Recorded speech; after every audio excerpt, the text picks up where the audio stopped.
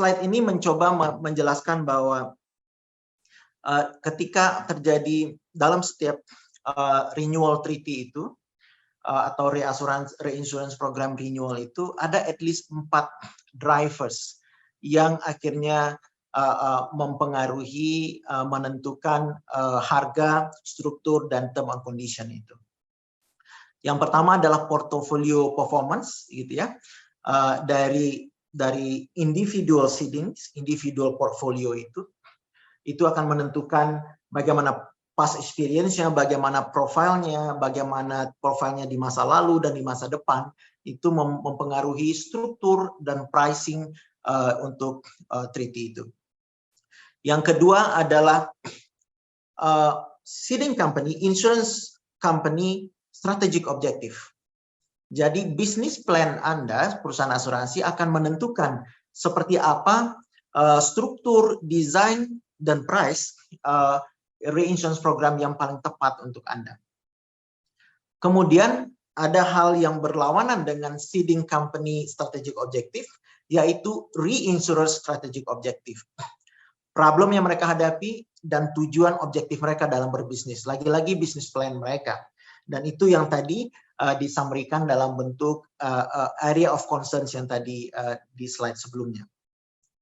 Kemudian market cycle yang tadi kita sudah sentuh di awal, yaitu siklus soft dan hard market, dan dia mestinya berganti-ganti begitu ya. Tetapi memang harus kita akui selama 5 tahun terakhir sudah cukup lama kita berada di siklus hard market, gitu. Dan ini mungkin belum pernah terjadi sebelumnya. Saya baru masuk ke industri baru 25 tahun Bapak Ibu. Jadi selama 25 tahun itu yang saya ingat, koreksi signifikan dari industri asuransi global itu terjadi beberapa kali. Pertama tahun 2001 ketika WTC Twin Tower attack.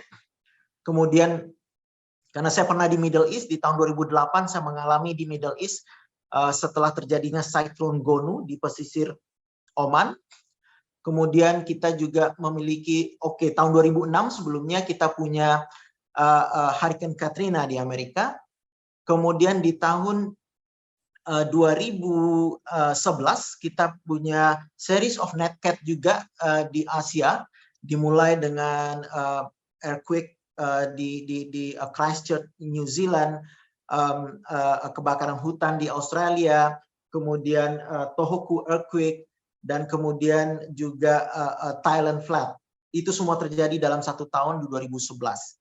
Tapi semuanya itu mengkoreksi market, terjadi hard market, tapi tidak pernah sepanjang ini, gitu ya. Jadi ada kemungkinan kenapa kita punya durasi hard market yang panjang ini sampai 5 tahun, hampir 20 kuartal. Saya yakin karena tidak hanya disebabkan oleh faktor yang berasal dari loss sebenarnya. Memang ada peningkatan seperti yang dikonfirm oleh Pak Hedi tadi. Frekuensi severity of net cat meningkat, gitu ya. Di Indonesia even kita juga punya peningkatan frekuensi dan severity risk losses, tidak hanya net cat losses, tidak hanya event losses, tetapi juga ada faktor non losses yang juga mempengaruhi seperti COVID ini yang membawa krisis ekonomi yang berkepanjangan. Dan saat ini ekonomi dunia juga belum sepenuhnya pulih, ditambah lagi dengan konflik geopolitik di Ukraine dan Rusia, gitu ya. Kemudian di kawasan kita di Asia, situasi geopolitik juga tidak stabil-stabil amat. Misalnya Korea Utara beberapa kali berulah meluncurkan roketnya menyeberangi Jepang, gitu ya, seolah-olah itu sinyal kepada Amerika dan sekutunya, look, kami punya kemampuan untuk menjangkau Anda. Jadi banyak faktor yang menyebabkan uncertainty level di dunia semakin meningkat.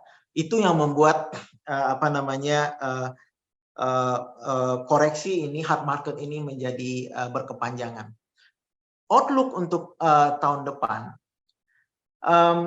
saya berharap bahwa hard market ini benar-benar bekerja sepenuhnya, completing the cycle in term of bahwa